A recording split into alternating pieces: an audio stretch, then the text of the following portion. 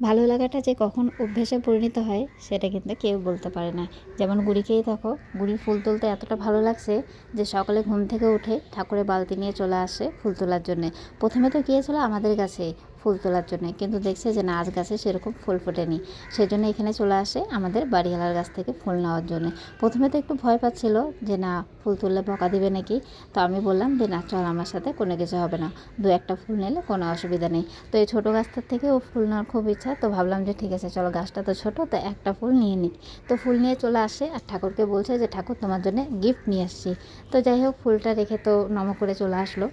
ঘরে এসে আমিও বঙ্গজের জন্য চাটা বসিয়ে দিলাম আর তার সাথে গুড়ির জন্য দুধও। এরই মধ্যে চলে আসছে মাছ। গতকালকে নেওয়া হয়েছিল কাজলি মাছ আর তার সাথে পাবদা মাছ। বেশ অনেকগুলোই মাছ নেওয়া হয়েছিল গতকালকে। তো ভাবলাম যে না, আজকে একদম অল্প করে মাছ নেওয়া হবে। কাতলা মাছও ছিল, তো আজকে আর নিলাম না, আজকে শুধু ছোট মাছ নেওয়া হলো। তারপরে ঘরে এসে আমি একটুখানি ফ্রেশ হয়ে চলে আসলাম চা নিয়ে। তো গুড়ির আজকে ইচ্ছা হয়েছে ও চা খাবে, তো ওর জন্য তো চা করা হয়নি সেরকম।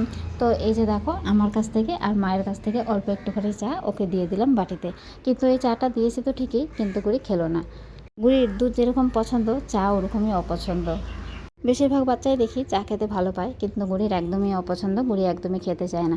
তো যাই হোক, তারপরে চলে আসছিলাম রান্নাঘরে। আর আজকে রান্না হবে লতি। বেশ অনেক দিন আগেই নেওয়া হয়েছিল লতিটা, অনেক সবজি ছিল সেজন্য এইটা খাওয়াই হচ্ছিল না। আজ সেরকম সবজি নেই, তো ভাবলাম যে না, আজকে এটাই রান্না করা যাক। আজকে হবে লতি আর তার সাথে মসুরির ডাল। মসুরির ডালটা হবে আমার মেয়ের জন্যে, কেন কি আমার মেয়ে তো লতিও খাবে না, আর সাথে মাছ। মসুরির ডালটা হবে আমার মেয়ের জন্যে, আর তার সাথে হবে ছোটো মাছের চচ্চড়ি আলু পেঁয়াজ দিয়ে। আজকে মেনুতে এটাই আছে। ডাল আর ভাত তো হয়ে আসছে, এদিকে লতিটাও হয়ে যাচ্ছে। এরপরে হবে হচ্ছে ছোটো মাছ, ছোটো মাছের চচ্চড়িটা হলেই হয়ে যায়। আজকে তো কাজ ছিল অনেকগুলোই, কিন্তু কোনোটাই করা হলো না। ভেবেছিলাম আজকে গুড়িকে ভ্যাকসিন দিতে নিয়ে যাব। গত সপ্তাহে গিয়েছিলাম, তো যেহেতু 5 নম্বর বুধবার ছিল সেজন্য সেদিন আর হয়ে উঠলো না জিনিসটা। সেজন্য ভাবছিলাম আজকে নিয়ে যাব, আর তার জন্যে স্কুলেও আজকে পাঠানো হয়নি। কিন্তু যাই হোক, কোনো কারণবশত আজকে কিন্তু যাওয়া হলো না, ওখানেও যাওয়া হলো না। আর এদিকে গুড়ি কিন্তু টিউশনেও গেল না। মানে আজকের গোটা দিনটা এমনি ফ্রিতেই চলে গেল, কোনো কিছু হলো না। কাজ কিন্তু অনেক ছিল, টিউশন ছিল, ভ্যাকসিন দিতে যাওয়ার ডেট ছিল, আর তার সাথে ছিল ডান্সের ক্লাস। হঠাৎ করেই ডান্সের ক্লাস থেকে ফোন আসলো যে আজকে ক্লাস হবে। তো যাই হোক, সেই ক্লাসটাও আর অ্যাটেন্ড করা গেল না।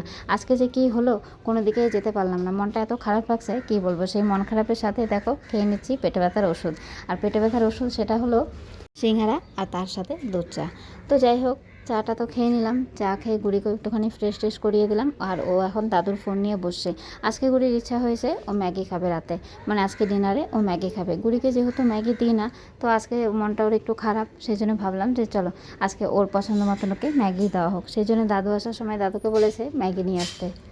সকালটা সুন্দর হলেই যে সারাদিন সুন্দর হয় সেটা কিন্তু একদমই না। হ্যাঁ, সকালটা শুরু হয়েছিল সুন্দর করে, আর শেষটাও বেশ সুন্দর করেই হয়েছে, কিন্তু মাঝখানে ঘটে গিয়েছে অনেক কিছু, যার জন্য আজকে কোনো কিছুতেই আর যাওয়া হলো না।